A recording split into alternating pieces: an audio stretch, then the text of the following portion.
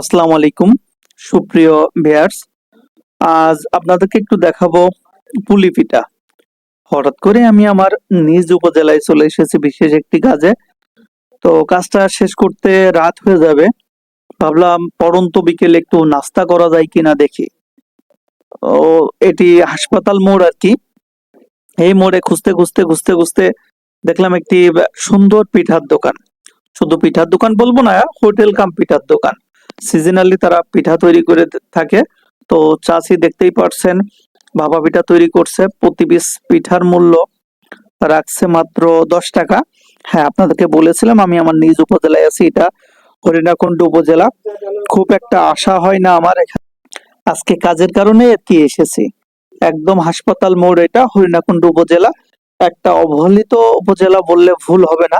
তো নিজের উপজেলা তো গর্ব তো অবশ্যই করতে হবে। এখানকার যারা মানুষজন আছে অধিকাংশ ঝিনাইদহ শহরে বসবাস করে। এই কারণে এই উপজেলাটা খুবই অবহেলিত।